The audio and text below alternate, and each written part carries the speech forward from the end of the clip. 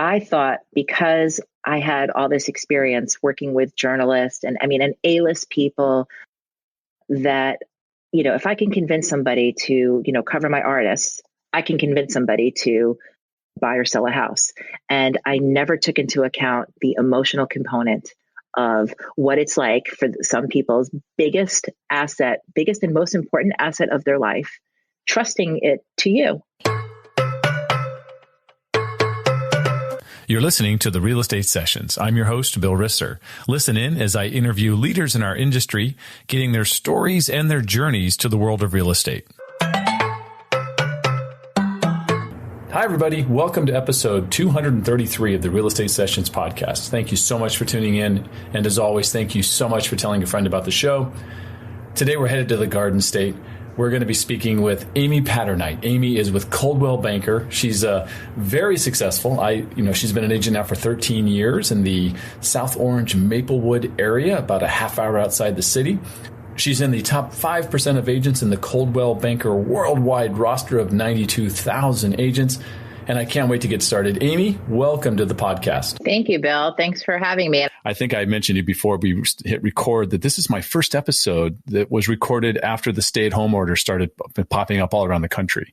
Obviously, you're in the tri-state area. You're I think about a half hour by train out of Manhattan in New Jersey. Yep. How are things? We're recording this episode on April 11th. How are things going right now for you up there in your area? It's pretty damn scary, to tell you the truth. It's really, really friggin' scary. We're pretty much sheltering in place. It's really serious up here. I mean, it's masks, it's social distancing to the max. There's some local Facebook groups that have started to help out people. I already know someone who passed away. It's somebody in our community. Our village president puts out stuff, every day about what's going on. So it's really, it's really hit home. It is encouraging to see a lot of people walking outside with their kids and riding bikes and walking dogs. And there is a little bit of that Mayberry feel in the neighborhood with people waving to each other across the street, like a howdy neighbor kind of thing. So, some people were talking about bringing back the simplicity to life is the silver lining of some of this. But overall, it's out and out frightening. Yeah, I can't imagine. You're in the epicenter. It's, we watch the news. We watch probably way too much news. It felt like good news yesterday and today that, there maybe not as many new cases are popping up, which is the start. Right. That's what they said in New York. I don't know if that's true yet in Jersey, but that's the New York stats right now. Gotcha. You grew up kind of up the Hudson River. Is that right? Did I kind of get that right in doing some research on you? Yeah. So you were up in Yorktown? Yorktown Heights, Westchester County, about an hour north of the city. That's where Joe Rand is, right? Isn't Joe Rand up kind of that way somewhere? I think he's in Nyack. Okay. He's an agent a Better Homes and Garden guy across the river. Yeah. I've heard him speak. Yeah. I ask you a question. So you live up, you grew up just outside the city. I know you've lived in the city in Brooklyn. I know you relocated out of the city. But I look at Manhattan as a destination, right? I'm one of these guys who grew up in California. Now I'm in Florida. But my goal is to go to Manhattan once a year just to see it and feel it. And tell me what it's like to have access whenever you want to that city and living in it. It's got to be, do you take it for granted or do you just think that's just life? Well, I don't know if I take it I think a lot of people in Jersey do take it, for granted. A lot of people don't, go in as much probably as I do, mostly by, my husband also works in the music industry and runs Birdland Jazz Club on West 44th Street, which is now shut down. So hopefully one day we'll reopen. I hop in a lot to go to shows. I hop the train and meet him for dinner and go see shows because he's still in the music industry. Sometimes we get access to Broadway shows or press seats or something like that. So we do take advantage of that. But as a kid, it was fun to take the train with my friends into the city. And we used to have school trips on the, yellow school bus to the Hayden Planetarium and the Museum of Natural Art and History and walking around Central Park. And we also used to go on Wednesdays to the matinees for the Broadway matinees because they were half price. You go to the TKTS booth to get half price tickets. They were $35. So I'm probably dating myself here. They were $35 and half price was $17.50. Wow. So we used to go up for the Wednesday matinees and get the half price tickets. And I think I saw like Dreamgirls and 42nd Street and a couple of Neil Simon plays, Brighton Beach Memoirs and Bloxy Blues, and used to go out for lunch. And it was, it was fun. You mentioned your husband and Birdland Jazz Club, and it was Anthony and I who got to see the club. Yeah, we actually, you met him that night. That's right. Yeah, you were very nice to give us a ride up from O'Hara's Pub. I'm hoping, because music is such a big part of your life, and I'm like a music freak, Broadway freak, Streisand freak. So this is super cool for me to talk to you about this stuff. But please tell me, in high school, you released drama club or glee club or something like that. So I started playing piano when I was 5 years old. Okay. And my dad played guitar, and he used to be in a rock group called The Tokens. They had that huge hit, Lion Sleeps Tonight. You're kidding. But he quit. He wasn't in the band at that time. He was in the band. Timing is everything. Right. And he quit before like 1961, before that was a big hit. Okay. you know the song I'm talking about. Right? Oh, In the Jungle, the Mighty Jungle. Yeah. Oh, sure. I know well. I grew up in a sort of musical household because he played guitar and I was always playing piano. We had family friends that played saxophone. Every time there was like an event at our house, like everyone broke out the instruments, and there was always music. In school, I was mostly like, I accompanied the chorus. I played in the pit band for musicals. I don't really sing. I mean, I can carry a tune, but I'm like not a singer per se. But in high school, in the band, I played alternate percussion, which was like xylophone, marimba, bells, like all the cool percussion. I remember in junior high school band, to be percussionist, you had to be a piano player. That was the deal. You had to take piano lessons. And then if you did, they let you work percussion, because otherwise everyone would just head that way. Right. Well, it was cool. The xylophone and marimba, and then those like long, big, bells. And so that was, chimes actually, chimes is what I'm thinking. So that was pretty fun. And then I played in a band with friends, and we played like Battle of the Bands and did all kinds of, music stuff. But yeah, you think I would be better in Sean Carpenter's Facebook Live Lost Lyrics hang, I'm just, for some reason, I cannot. So let's plug that right now. That is the hardest game in the history of games. There's no way. I don't know who his friends are that know all these like obscure lyrics, but he needs to give hints on that. It's because they all like the same music Sean does, because he tends to pick music he likes. It's all good. Right. Sean and I had a conversation about lost lyrics, because I don't even think they're lost lyrics. They're right in his hand. So they're not very lost. Right. Right. I mean, first, like you have to go Tom Petty and like, like you're in the ballpark. And then head to the Grateful Dead. And then head to the Grateful Dead. Yeah. So you're right. You head off to college, and music was your life at this point.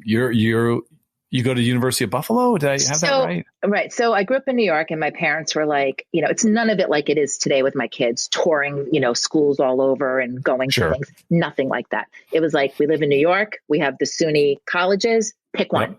That's where you're going.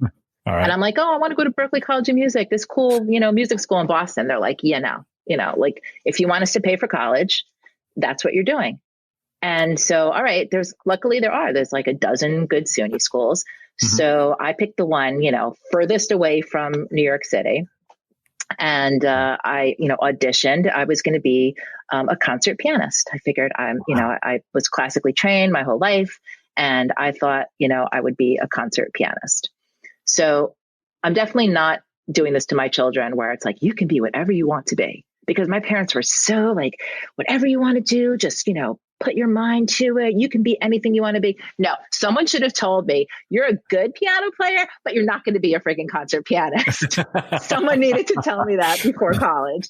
All right. I got to college, and I was, growing up again, like big fish in little ponds. And then when I got to college, there was all these really amazing pianists. And like, here I am in Buffalo. I'm not at Juilliard. I'm not at New England Conservatory. I'm not at Oberlin. I'm in Buffalo. So I felt kind of really defeated my first year. I was thinking like, wow, I spent most of my days in a practice room, only slightly bigger than a Steinway Grand. My back was killing me all the time after sitting on a piano bench for 5-6 hours at a time. I was like, man, I don't think I really can be a concert pianist. I better start thinking of other things that, I like, but I, love music. And I really wanted to, do something in music. And I still had Berklee in the back of my mind. And what I ended up being able to do was write my own major that incorporated music and communication. So I was still able to graduate college in 4 years. And I incorporated 2 semesters of Berklee into my degree. And at Buffalo, I took, a lot of classes in like business and economics. And I thought at one point I was going to be a lawyer. I took constitutional law classes. I thought maybe I could be an entertainment lawyer. People think I'm a lawyer, actually. Sometimes when I talk, they think I'm a lawyer. If they don't know I'm a realtor, they think I'm a lawyer. Was Berklee everything you thought it was going to be? Because it just sounds like the coolest place. I mean, it was really cool. So, I was there. My first semester was spring of 1990, and where I met my now husband. So, we've been together now, 30 years, married for almost 24. So I meet my future husband the first week of school. Wow, that's great. And this isn't it's in Boston, right? This is in Boston. Yeah. Yeah. Gotcha. It's in Boston. And I took a lot of really cool classes, jingle writing. You learn how to sing instrumental solos in solfege, which is do, re, mi. So wow. It was just a lot of cool, interesting things, line writing. My husband actually worked his way through school copying charts. He had such great penmanship. And this was before Finale and all those musical programs. I know you start a PR firm, but there's a little gap in there. What'd you do in that right after school before you decided to start your own company? What was filling in that space?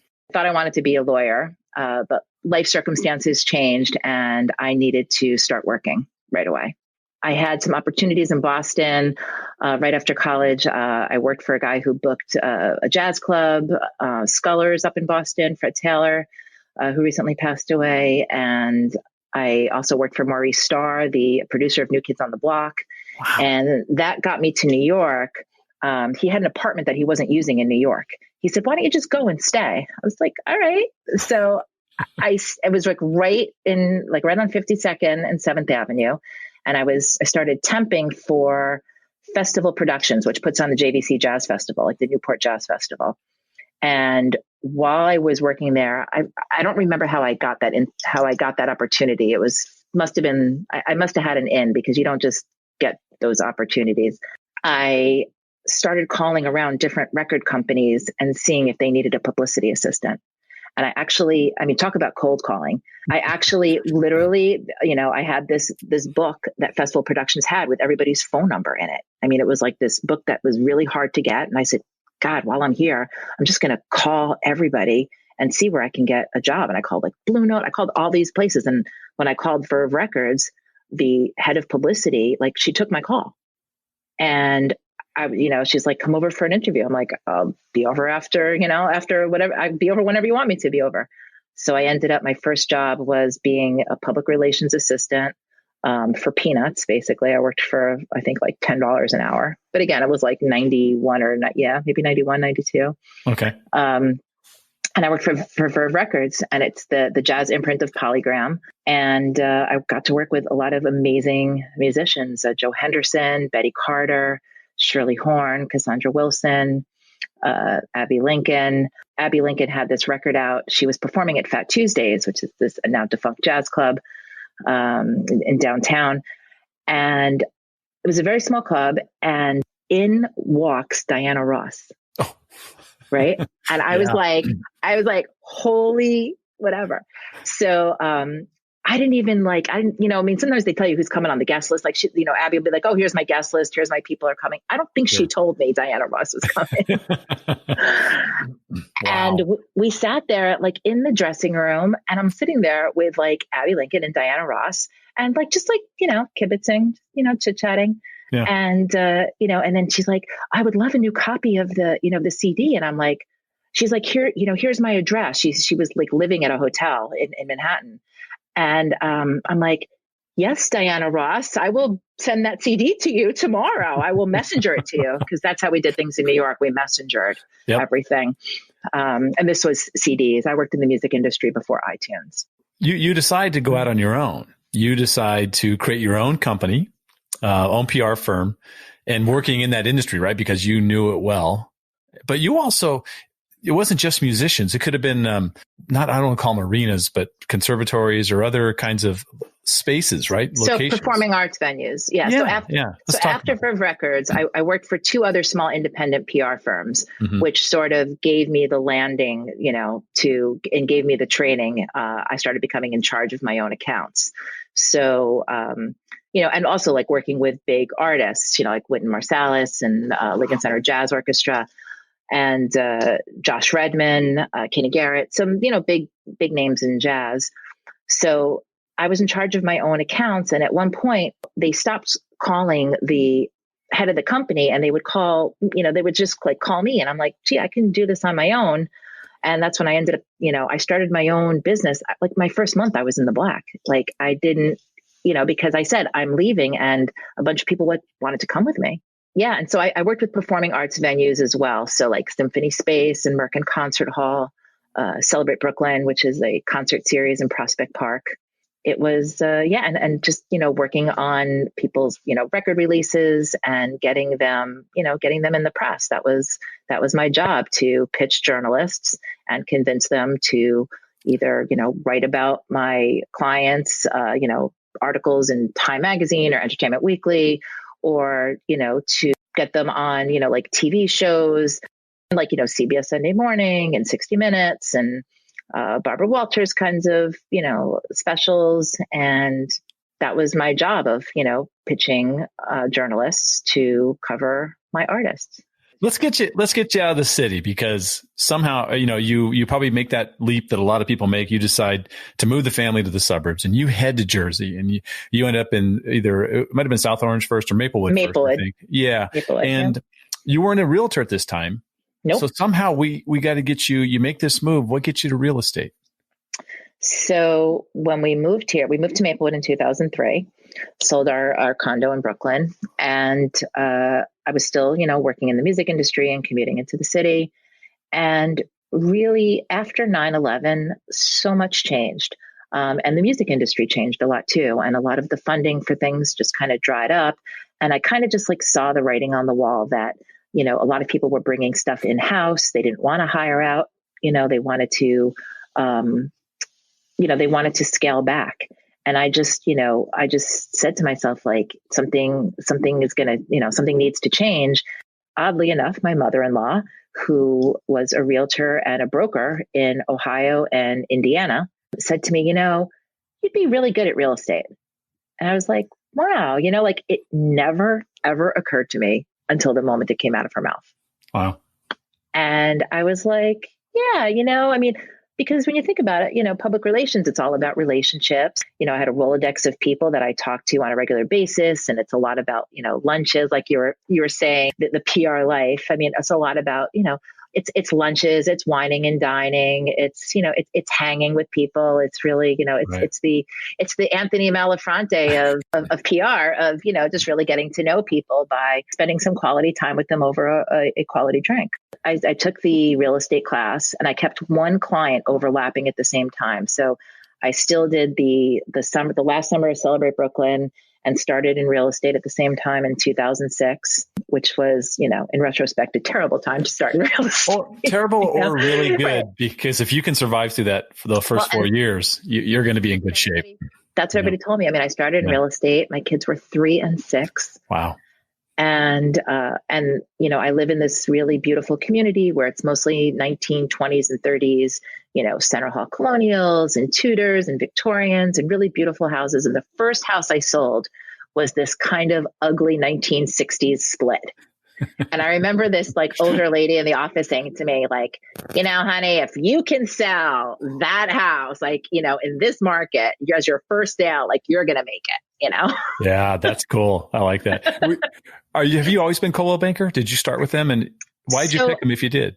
Interestingly, we were Bergdorf. Our physical space was Bergdorf Realtors. I don't know if you've ever heard of. I think I've heard of them. Yeah. It's a small boutique. Gene Bergdorf started this boutique firm, and I think it ended up being like 16 offices, all within an hour of New York City. They were on the Midtown Direct train line, and it was kind of a boutique-y. It was the only like boutique. I interviewed at Bergdorf, and then I went to there was a Weichert office in town and a Remax office, And then in 2 towns over in Short Hills was a Coldwell banker.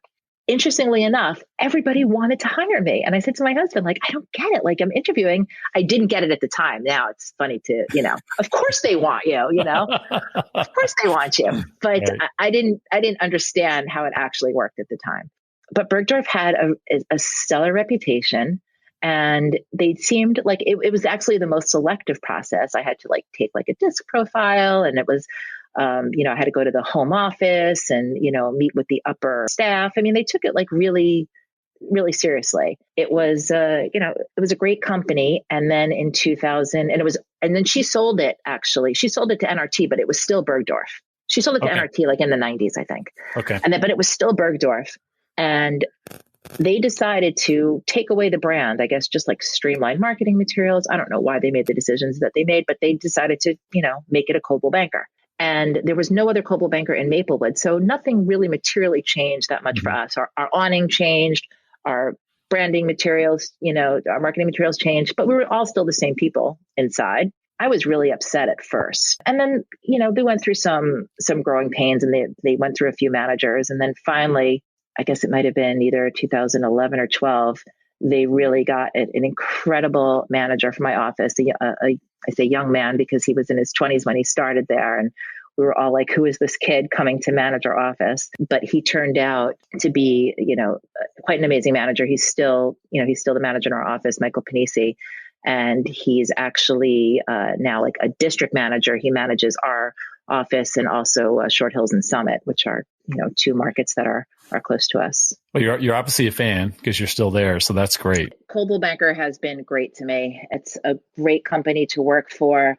Hal Maxwell, the president, is just a terrific, genuine fellow. He's so incredibly supportive. And even in this like crazy crisis, Ryan Gorman and Sue Yannicon, stepping up to the plate, town hall meetings, webinars, keeping agents informed every single day, even when they are, themselves taking pay cuts and going through, pullbacks, like they're still incredibly available for all of us. Let's talk about the community part of it, because you are heavily involved in a lot of stuff in your community, right? I even saw an article back in like 2003 or something about when you first moved there, and there was no full all day kindergarten, right?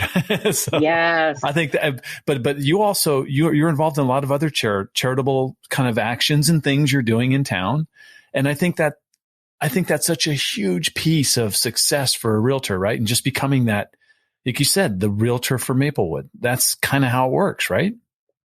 Yeah, I started this, this effort for full day kindergarten in 2004, before I was in real estate. I didn't know that our town, when we moved here, didn't have full day kindergarten. So I started going to the school board meetings, trying to figure out, why don't we have full day kindergarten? And the answer was, we don't have the space, we don't have the money.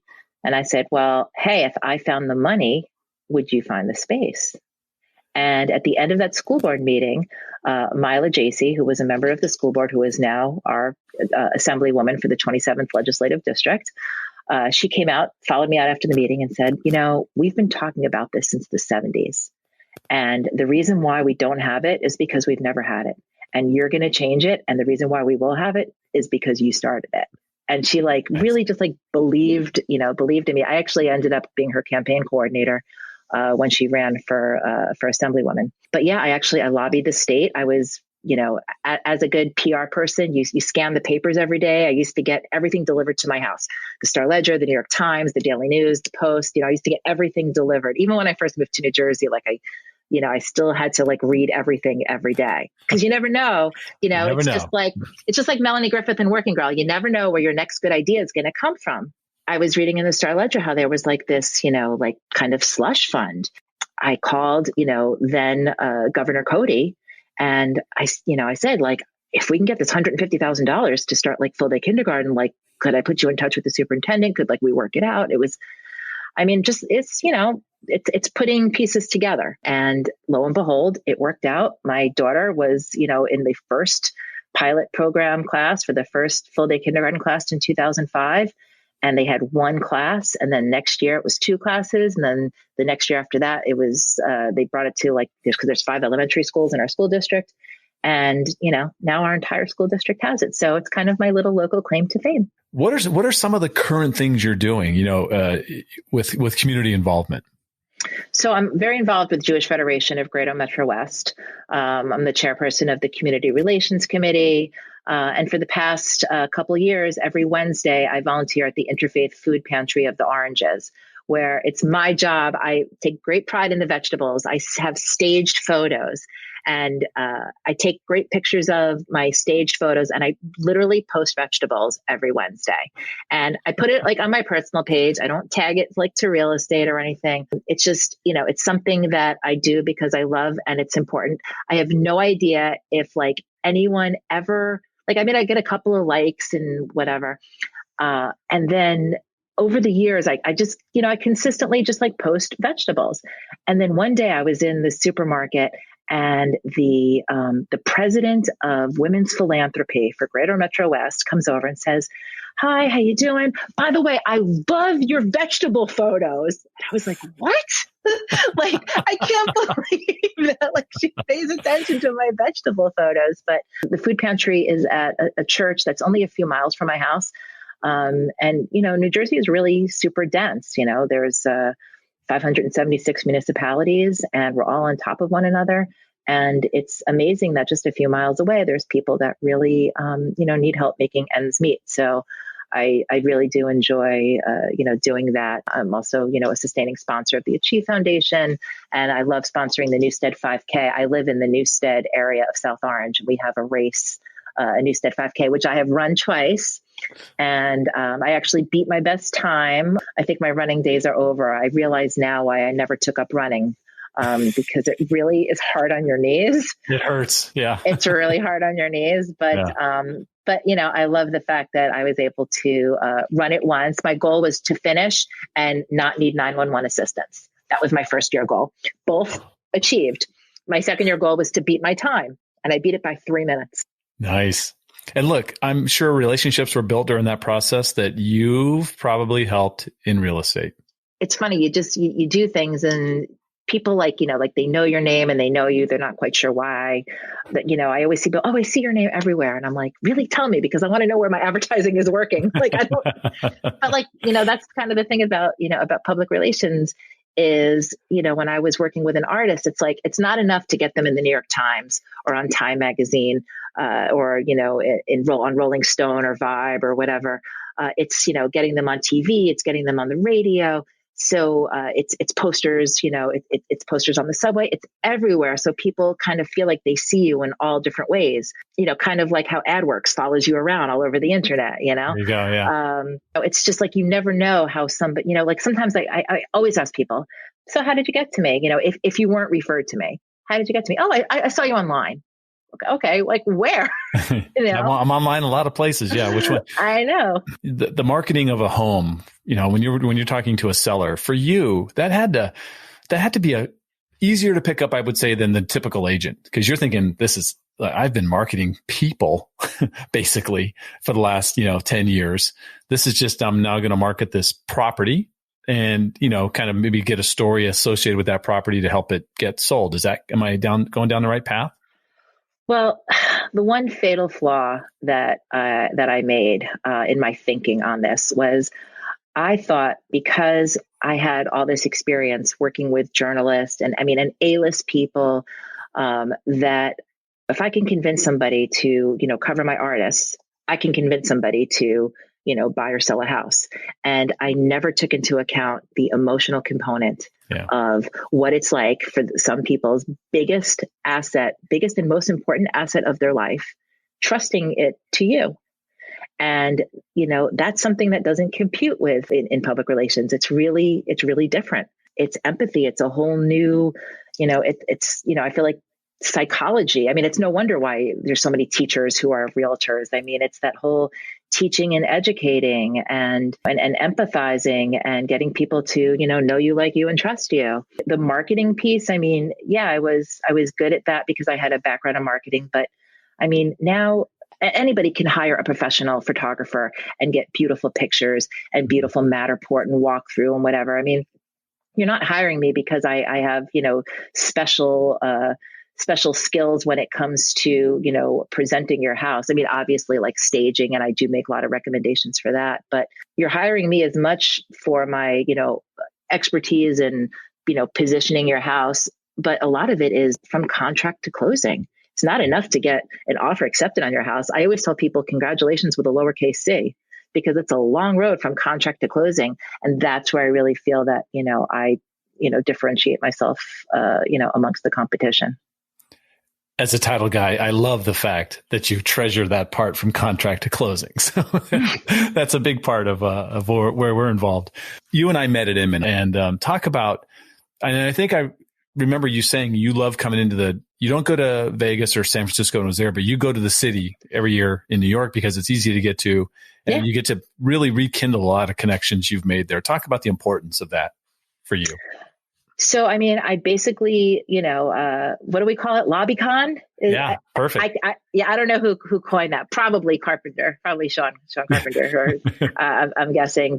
Or I heard Judy say that too. But yeah, everybody says like, hey, like, what's up with LobbyCon? I mean, just the amount of time spent at the bar in the Marriott, like that was just as important as any of the, seminars that I went to during the day and any of in the ballrooms. And especially this year, because, working with all the Wailopo people and getting to meet them and, going to dinner with them and going to dinner with you guys. And that was definitely a highlight with, you and Anthony and Ryan and Richard, and, spending time with Judy Weiniger and just all the amazing, Wailopo people, just putting a name to the face. I mean, you know how great those guys are. When I have a problem, I mean, yeah, I can email support, but I can also email them. Like I have their emails and like, they'll like get back to me like, oh, hey, Amy, you just need to like do this, or I'll send you a 30-second loom on how you can do it. Like, oh my God, like the top people at the company are taking time out to like help little old me, team of two.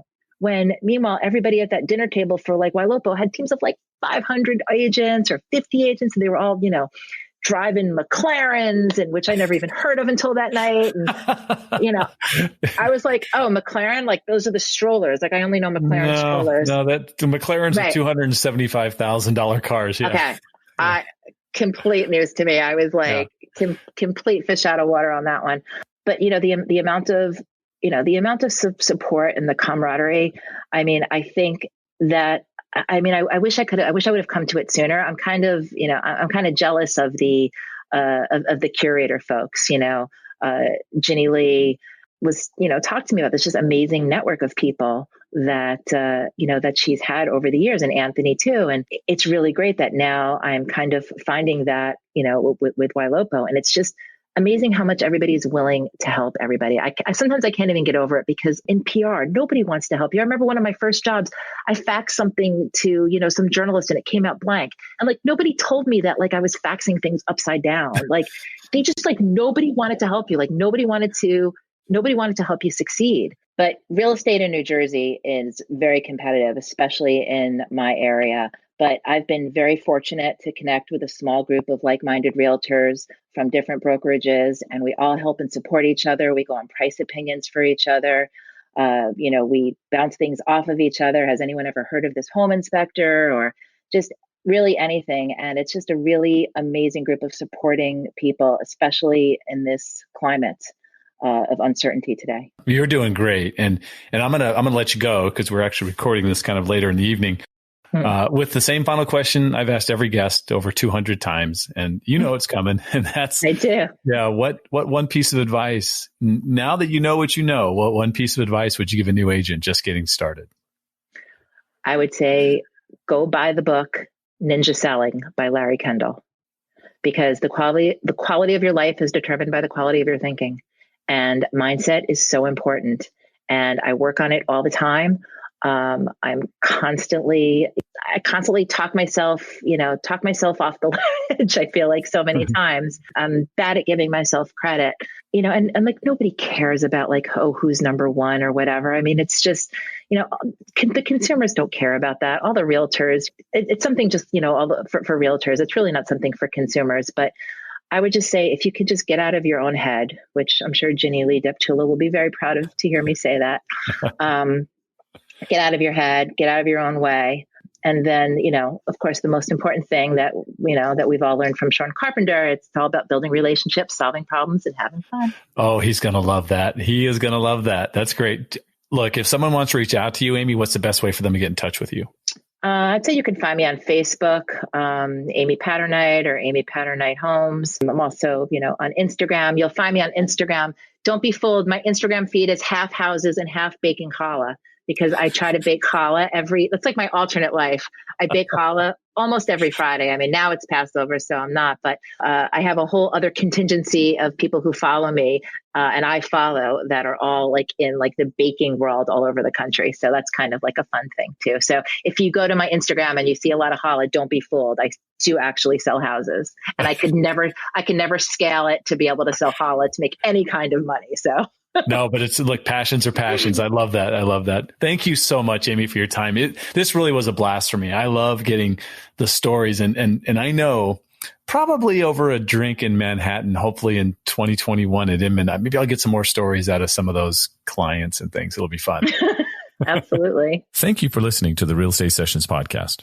To leave a review or rating, go to ratethispodcast.com/RE sessions. You can also subscribe to the podcast at your favorite podcast listening app. Finally, you can go to therealestatesessions.com and subscribe to our email newsletter and be notified whenever a new episode is released.